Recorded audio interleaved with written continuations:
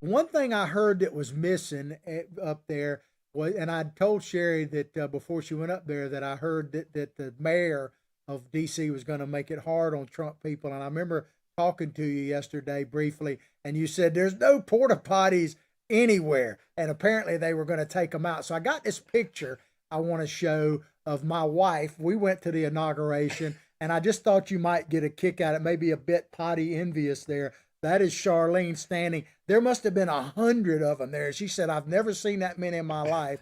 So only my wife and everything that happens in D.C. would want to get a picture of herself in front of a portalette. But it sounded like you would have liked that. No, there was plenty of those. In fact, we found ourselves gripped in a crowd right in front of them, and I said, "This is not the best place to be." But there was really super long lines. Don't but want to believe be me, downwind. when there, yes, you don't. But with the massive amounts of people that were there, yeah, I was just praying that I could find a bathroom, and that bathroom, my need for that bathroom is actually what veered us off to the left. Off if the you left want. Yes. instead of getting in the mall. Well, Yeah. let's get into that because, did you see, like when I was up there for the inauguration, I was walking to the inauguration and I didn't realize that I ended up standing right next to this dude that was one of the Antifa head. I didn't even know what Antifa was, but they burned up the bank there and a limo and everything right after apparently I passed through there because when I saw the news footage the next day, I said, heck, I was standing right next to that dude. So, and I didn't realize what was really happening. Did you see any signs that there might be trouble brewing in any of this? Did you see any of that? Because No. I didn't get the impression of that. People are saying that they believe that Antifa. Now, I'm not absolving Trump supporters. I'm sure there were some Trump supporters in that mob because mob hysteria has its own kind of psyche. But I firmly believe that there were people that went there to agitate. And as I said on yesterday's show, that if you look at it, Donald Trump, he's accused of being totally self-centered and that all he ever does is for the benefit of himself and his family. And I asked the question yesterday, what about what happened in the evening in the Capitol benefited Donald Trump in any way, shape, or form? So I don't believe he had anything to do with it. I don't think he has any incitement of it. And of course, now you see that after the voting last night, that Republicans are like, flying away and trying to hide themselves. But so you didn't see any indication that there might be some trouble brewing? No, not at all. In fact, even on the march to the Capitol, there was nothing. It was just the same stuff. Supportive people, pro-America, flags, happy, just people showing up to support their president. That's all it was. And so I just want to be clear that since we've got 24 hours in between all of this, plenty of evidence has come forth. And you could, like, the minute they showed the guy with the horns and the bare chest and the crazy looking clothes, that's not a Trumper. We don't look like that. We don't act like that. Why would we go there as Trump supporters and do something that would devastate our goal, not to mention the president that we support? Well, I know it's kind of circumstantial evidence, but to me it's evidence nonetheless. Like I say, I've been to tons of Trump events. There was this one scene, I don't know if you've seen it, where they're kind of bum rushing this side door to the Capitol, and there's like a platform there, a raised staircase, and all these Capitol police officers standing off in the distance, and all these young supposed Trump supporters stop, turn around, and give them the double finger. I have never seen anyone wearing MAGA gear, especially young people, that ever showed any disrespect to police officers. I'm not saying it doesn't exist, but when I saw that, I said, these are not the Trump supporters that I've been around. So let's talk a little bit about what happened yesterday in the Capitol.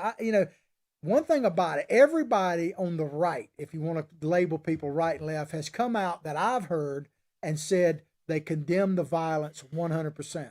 Now, we go back to when the violence was happening in other parts of the country, the left excused it, even said like I said Cuomo a minute ago, how, that who said you got to be peaceful. But to me, I've been saying for the past week that this would be, the vote on January 6th would be a defining moment, not only for the country, but the GOP. But I actually think this breach, if whatever you want to call it, took some of them off the hook and is defocused on what I was hoping would happen. I didn't think that Donald Trump was going to win this argument. I really didn't, based on everything. I thought his best chance was that Supreme Court case we talked about. But to me, I wanted to, as I say, Santa Claus, make a list and check it twice. But and I think that's still what we need to do. But it seems like it let them off the hook. So you mentioned Sherry and Tony. I'd like to hear from you on this. Now that you've had 24, 48 hours after the fact, what do you think about what ultimately happened with the voting in the Capitol itself? Not the riot itself, but what they actually did. Do you mean after all of this? Yeah, the outcome that basically now President Trump has come out in a statement and said there will be a peaceful transition. As I said yesterday, I hate to say it, but it appears that Joe Biden is going to be the 46th president of the United States. I mean, I got to say it like it is. So what do you think about the politics, I guess, of the GOP in not really standing up for President Trump? In a sense, it seems like they're using what happened in the Capitol Dome as an excuse to run away from Trump right now. Well, I would just say very quickly that I'm not so sure about everything. And yes, I've read his statement, and there's some key things that I haven't seen happen in those tweets, so we'll just let that slide for now. But I think what happened after the situation where people were bailing on him left and right is so typical. It's tragically typical. It's pathetic, in my opinion. You know, there's a saying that we've all heard: if you don't stand for something, you'll fall for anything. And everybody was hedging their bets last night, and they're like Lindsey Graham said, "Oh, I'm out." You know, so think of what Trump has had to do and overcome during this presidency, and how many people has he actually had to work with that have a spine like him and have the courage to do the unpopular things to get the right things done. So them dropping like flies last night wasn't unexpected for me. Well, one of the things, and maybe you can answer this or tell me your opinion on this, Tony. I said on yesterday's show that, hey, don't worry about the GOP establishment, because they know how to be the minority party, because they actually want to be the minority party, because then they don't have to do anything. They can just talk about what might happen and all that. And that's where I see them already moving to with what happened in Georgia. The swamp is filling up. Mitch McConnell, you mentioned Lindsey Graham.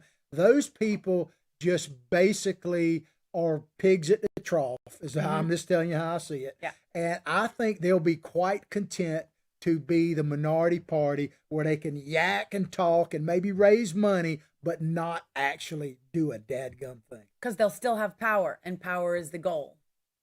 So, you know, that's kind of how I see it. And one of the things that I think they're going to use this, and you already are seeing it, they are trying to destroy President Trump's legacy.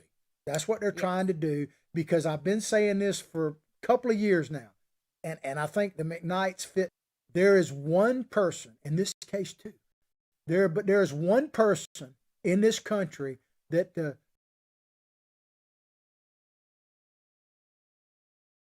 man, there's one person they hate and fear more than Donald Trump. And you know who that is? It's people like you and our audience, and people like the McKnights right here. They want to break you they want to shame you, make it where it's struggle for your business, with your family, your relationships, everything. They want to punish you for being a Donald Trump supporter. Do you think it's going to work on people like you? No. There's a complex answer right there. And well, I tell you, I got this. Gabe can put it up there. It is difficult. It has always been, to a certain extent, difficult to be a Trump supporter. I don't know if he's got it there.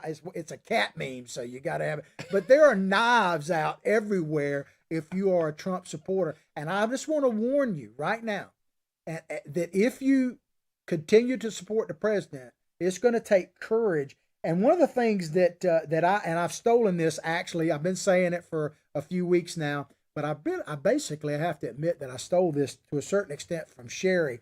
And I've told people that what we've got to do is we've got to educate people and educate ourselves so we can educate others. We got to motivate ourselves.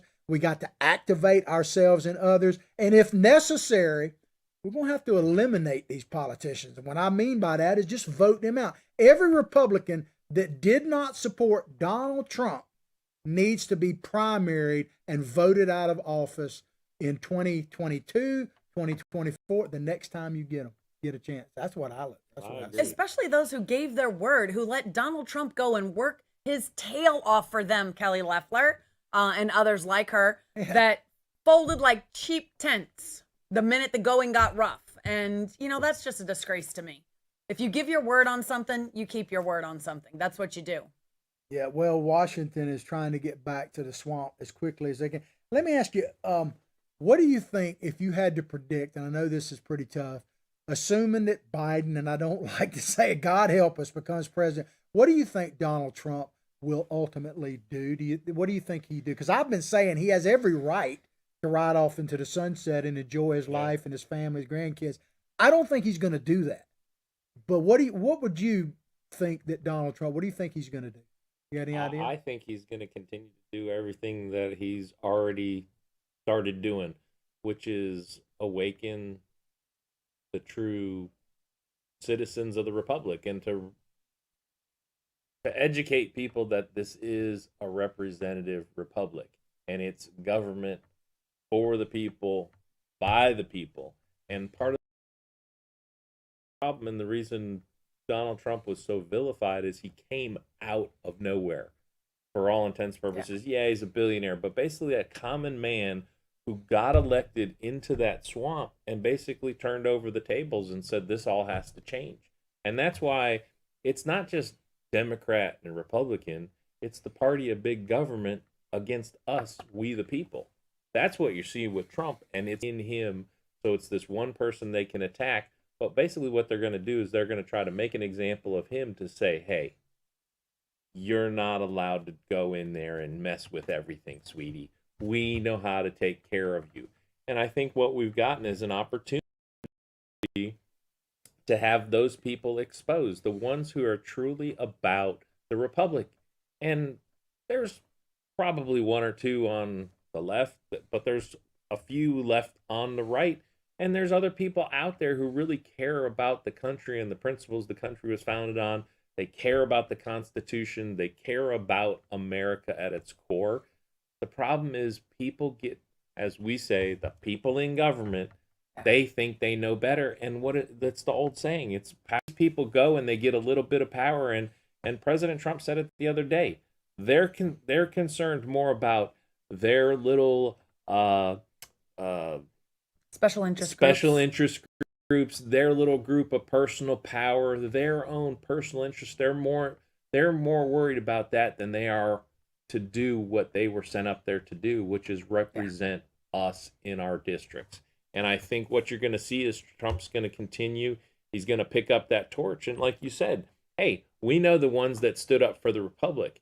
Yeah, some of them also happen to stand for President Trump, but we really were looking at who are the people that really stood for the principles of the Constitution and the Republic and said, you know what, like it or not how this went, this is not the way it's supposed to be, and we're going to stand on principle. It's all those other ones who folded like cheap suits. They're the ones that don't deserve to have your vote, because if they'll fold on this, like Sherry said, you know what, they're going to fold on the next tough decision. And the truth is, government has been the same for 100 years. Democrat or Republican, I can guarantee you one thing, government continues to get bigger. Doesn't matter who's occupying the chairs. You know, it changes from D to R and they move things around a little bit here, a little bit there. But at the end of the day, it's the people in government versus us, we the people. And they want to keep it that way. Absolutely. Well, I've played on the air quite a few times our good friend Ted Yoho's Pigs at the Trough commercial. Yeah. And if you have not seen that, search it out. Pigs in the Trough, Ted Yoho. It's one of the greatest political commercials. I actually have a picture that I wanted to show. And this is a few moons ago. Me and Ted, when I'd won my primary, I ultimately lost for county commission. He ultimately won a primary and went on. But that's kind of when you and we all first really started getting together. So I thought you might get a kick out of seeing that. Well, we got a few minutes left, And I want to talk a little bit about, I'll let you talk actually, about Big Daddy Unlimited, where you think you're going with it, where you hope to go with it. Sherry, you mentioned about the shutdowns, and we're so blessed to live in Florida. And I know you guys have a relationship with the greatest governor, I think, in the country right now, in Ron DeSantis. So I'm going to turn it over to you guys right now. Just kind of tell us about business, what you think is.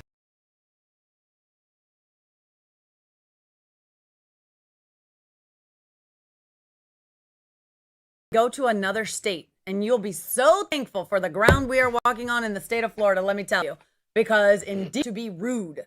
You know, people don't say hi to you anymore. You walk into an establishment, it's like, put your mask on. Do you have a mask? Where's your mask? We dealt with that in the nicest hotel in DC. They just stop you there at the door. Where's your mask? No hello, welcome to our establishment. You know, it wasn't until we left last night and went to Virginia to a Holiday Inn where we got the best service and the nicest waiter that actually treated us like we were still America. Go ahead. What was the question? No, The question is talk the about shutdowns and stuff. yeah, well, shutdowns. and talk about Big Daddy Unlimited. And I know you got a lot of big plans, but just we do. talk about some of that. First of all, I'm really grateful to have your support and to be able to be here every day. Grateful for your friendship, most of Well, all. we're happy to do it and happy to have you. But talk a little bit about Big Daddy Unlimited, what you're doing now, and what your vision is, and all those, whatever which way you want to go with it. Well, so Sherry and I, we launched Big Daddy Unlimited in, like I said, March of 2018. We'd gotten into the firearms business back in 2012, 13, right around the time that we got awakened into politics. And part of our awakening, her first and then me, was that once we got into the firearms business, we knew right away, wow, you're automatically in politics, because people either like guns or they don't understand guns and think you shouldn't have them. And so immediately we realized, if we're going to be in this, we're going to have to kind of stand up for certain principles. But when we first got into the firearms business, we got into it as being novices, same as politics. Politics was sort of a hobby that then we got deeper and deeper into. Same with guns, but we realized we wanted people to have the opportunity to own guns, gear, ammo, and more at a price that they could live with. And basically, Big Daddy Unlimited is the next iteration of what we did into the firearms business. And it's access to hundreds of thousands of what we call shot-related, the shooting, hunting, and outdoor trades-related items. And what we do is we have a membership model where basically it's like any other buying club, but what we do is it's a little bit different, because like I tell Sherry, it's a concierge buying service. Because what we do is we have a whole bunch of live customer service agents who help you find what you're looking for at a price you can live with. Sometimes it's the lowest price, sometimes it's close to the lowest price, but the idea is it's always something that you say, that's a really good deal. And a perfect example right now is that, hey, a lot of people are scared. A lot of people are running around not wondering what's going to happen with their personal security. So we've had a huge uptick in new gun ownership. Yeah. But with that uptick in gun ownership has been an uptick in ammunition consumption. And so a lot of our, I don't want to say let's say competitors in this industry have decided to take advantage of that shortage of ammunition and raise their prices accordingly. We have not. And so that's one of the things that endears us to our members as we go forward, is that we're not there to take advantage of the people. We really are there to say, hey, if you're passionate about firearm shooting, hunting, and outdoor stuff like we are, then we want to continue to provide you access to those goods and services at a price you can live with. And part of what we're doing is we're always looking for more ways that we can give value back to our members. And one of those is something that's about to be finalized here, and it's a partnership between Big Daddy Unlimited and a company called Recoil Magazine, and also their brand Recoil TV. And basically what we're doing is we're providing a conservative platform for video choice. Mm-hmm. So there's a lot of people that have tried this in the past and they haven't been successful because they haven't had a way to monetize it.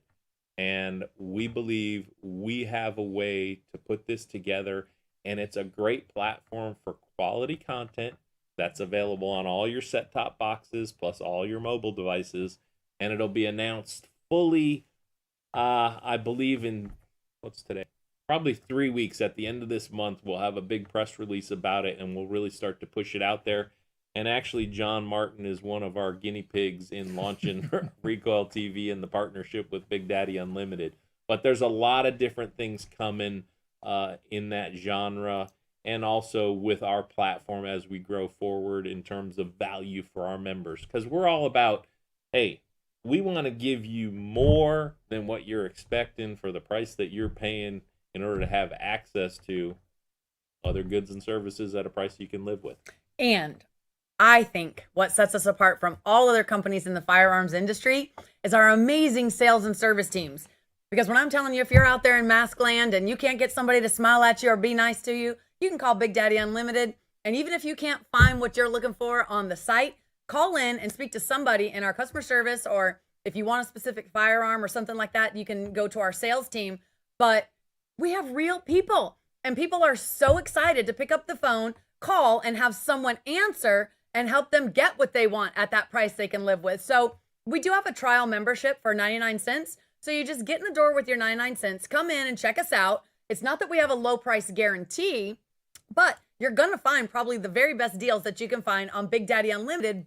But again, being able to have somebody at the ready on the other end of the phone call to help you find that thing that you're looking for that you couldn't find anywhere else, or solve an issue with your account or with your order, whatever it may be, we have those people. And I think that with our, our new little hashtag that we've created in customer sales and service is hashtag members first. And that's how we feel about you. Members first. So all of our decisions should be filtered through that comment, members first. So if you are in the market for some guns, gear, and ammo, or you want to support patriots like us, because we're out here, just trying to make it happen for all of those who support the Second Amendment. It's important, and we're here, and we're putting this platform together so that we can also help monetize those who have been demonetized. Voices are being lost all over social media. Soon, it's just going to be that vacuum of where only the liberals will allow the liberals to talk, and the progressives. So where are you going to go? Where are you going to get your message across? This is going to help us do that. And just to tell you how crazy it's getting, I didn't tell you this story, but I had a bank teller mask shame me the other day, asked me where my mask was, and oh, by the way, I was at a drive-thru. Oh. I was in my car, and she was behind about 3 inches of glass. Well, I hope you've enjoyed the show as much as I've enjoyed bringing it to you. Please go directly to John Martin Talks Facebook page, like it, and share it with others. I guarantee you, if you're thinking that people like patriots like the McKnights and John Martin Talks are going away, we're not. We're going to double down. So I hope you have a great weekend. I'll pray for your family. You pray for mine. Let's all pray for this nation and our president. They both deserve it. But above all else, like I say each and every day, from my heart, from my family to yours, have a blessed day. Bye.